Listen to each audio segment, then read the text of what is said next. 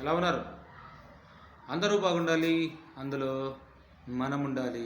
మీ JP. Okay, ఒక important information. So జీవితంలో ఒక వ్యక్తి గెలుపొందాలంటే ఖచ్చితంగా అతను గెలిసే వరకు పోరాడాలి. ఓకే, జీవితంలో ఒక వ్యక్తి గెలుపొందాలంటే గెలిసే వరకు పోరాడాలి.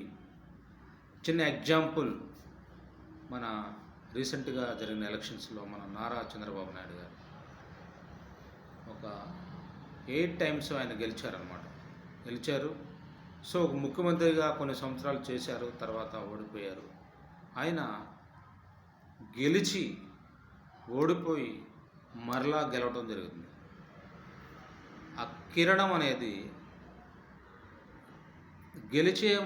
గెలిచేంత వరకు ప్రయత్నం చేస్తూనే ఉన్నారు నారా చంద్రబాబు నాయుడు.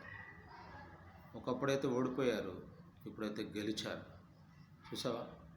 ఓడిపోయానని బాధపడక గెలవాలనే తపనతో గెలిచి నిలబెట్టి చూపారు. దట్ ఈజ్, దాన్నే కంటిన్యూషన్ అంటారు. గెలిచే వందకు పోరాడు.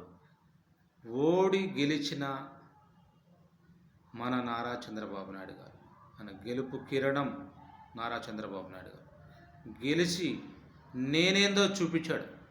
డియర్ ఫ్రెండ్, గుర్తుపెట్టుకో, అదొక మన లైఫ్లో అదొక ఎగ్జాంపుల్. మనం గెలుపోవటములు సహజంగా వస్తూనే ఉంటాయి, పోతూనే ఉంటాయి. కానీ మరలా నువ్వు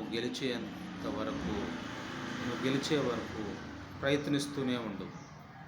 డియర్ ఫ్రెండ్స్, గుర్తుపెట్టుకోండి, గెలిచే వంతకు ప్రయత్నిస్తూనే ఉండు. గెలుపు నీ సొంతం అవుతుంది. ఓకే.